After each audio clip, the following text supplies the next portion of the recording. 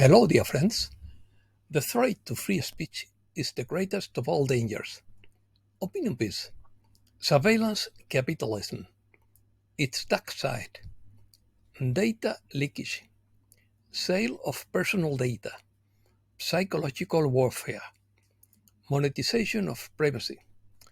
It poses ethical challenges.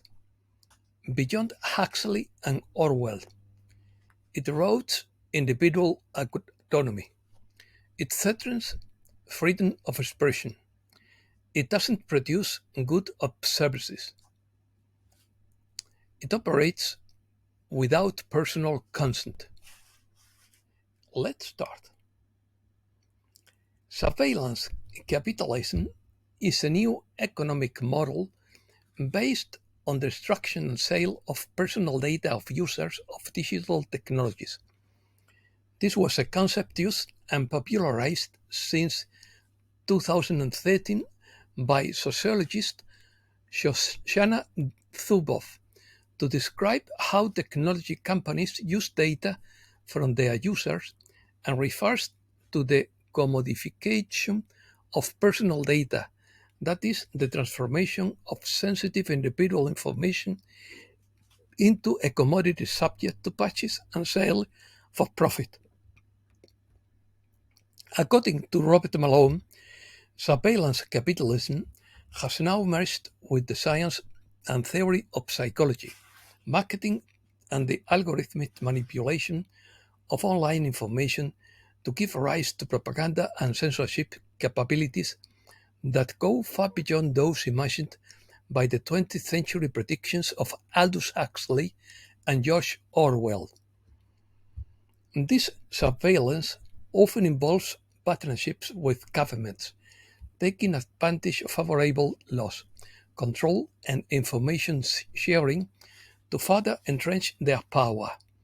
The extracted data is traded in new markets, allowing companies to bet on the future behavior of users, generating immense wealth.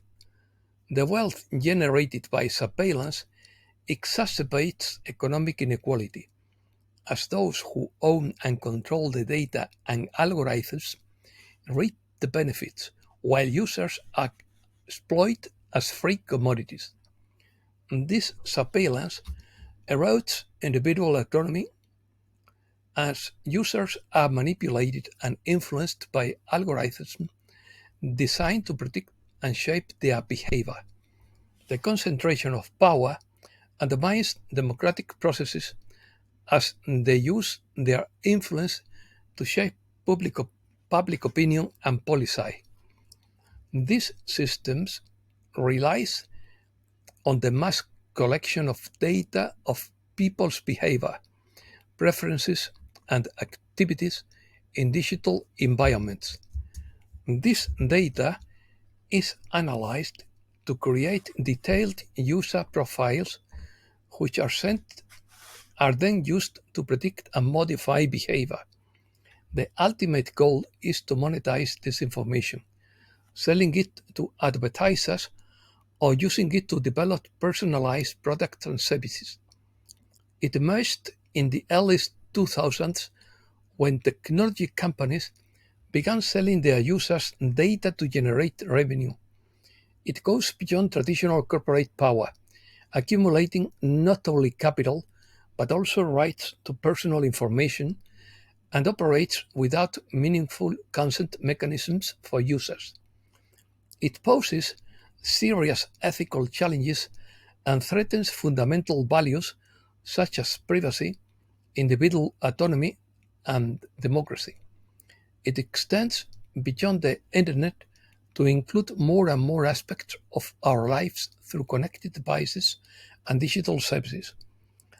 At its core, surveillance capitalism represents a new logic of accumulation that transforms private human experience into a marketable commodity, raising important questions about the future of privacy and freedom in the digital age. Cyber attacks. A flaw in Safari, Chromium, and Firefox browsers from 18 years ago has been discovered. A UN treaty to cybercrime could censor freedom of expression. Activists and organizations such as Human Rights Watch have warned of the dangers of the treaty because it could be used as a tool for repression and surveillance. Its scope is too broad and could be equivalent to a global surveillance treaty and used for repressive purposes. It could expand government surveillance without adequate guarantees to protect citizens from abuses of power. Economy. The risk of recession shakes the markets. Nasdaq and S&P 500 rise as a turbulent week continues on Wall Street.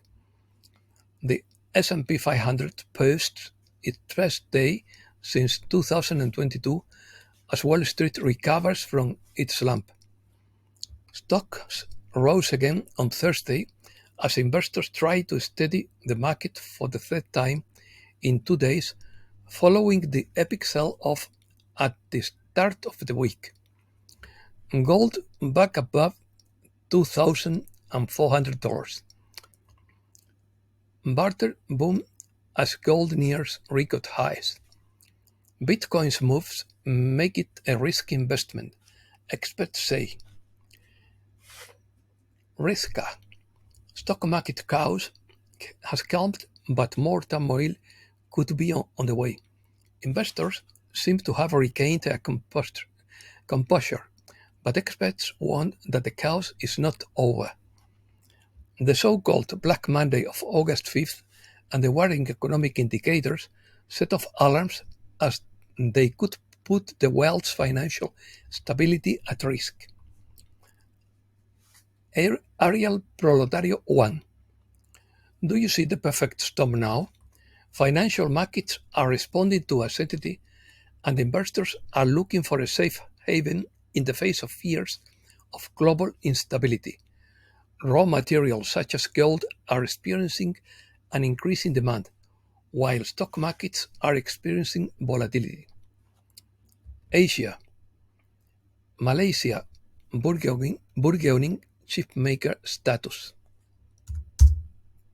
Russia and China may start using barter to avoid US supervised banking systems. China issues $585 billion in local government bonds to pay off debts. China's consumer prices rise more than expected in July, up to half a point, 0.5%. More than half of new cars sold in China are now electric or hybrid. Chinese exporters enjoyed the benefits of a weak yuan. Now that's changing and profits are shrinking. The Chinese yuan could be the next carry trade to unravel. The carry trade is an investment strategy that takes advantage of the difference in interest rates between two currencies. Japan issues its first mega quake warning area, a 7.1 magnitude tremor struck off the coast of the country's third largest island, triggering a tsunami warning. US must apologize to Japanese people for atomic bombings, says lawmaker Suzuki. Middle East. An attack on an oil tanker off the coast of Yemen has been reported. Syrian forces reclaimed their oil fields that were occupied for years. Egypt, Qatar, and the US urge Israel and Hamas to resume negotiations on Gaza. Iran is considering not taking revenge on Israel in exchange for a ceasefire in Gaza. According to Charlie Ward, in quotes, when Iran and Israel go to war, it will be the cover for the revaluation of currencies. USA. Major US banks shut down 33 locations. Bank of America sent urgent warning to customers. Canadian oil floods into US via web of pipelines and railroads. The largest neighborhood built with a 3D printer is one step away from completion in Texas. Donald Trump says we are close to a 1929-like depression. ABC News confirmed that Trump and Harris agreed to debate on September 10th. Biden is not confident that a peaceful transfer of power will occur. Trump responds to Biden. There will be a peaceful transfer. I only hope for honest elections. Former Marine Intelligence Officer Scott Ritter denounces the government's search of his home without a warrant. California business owners thank governor for clearing homeless camps, but don't express humanitarian sentiments. A computer attack steals information from 3 billion people and puts it up for sale. Tropical storm Debbie is causing some alligators to swim in people's backyards. Snake hunters will battle invasive Burmese pythons in the Everglades during a 10-day challenge in Florida. Heavy rains continue as the remains of the Debbie move north. Europe. Russia legalizes crypto mining. Hungary claims that Russian gas supplies are constant. Euro rises to 8-month high as safe haven currency. European markets open higher as global sell-offs ease. 800,000 Ukrainian men have gone underground, MP says. Zelensky is forced to make concessions because of his failure at the front and public discontent, French politician Florian Philippot said. UK.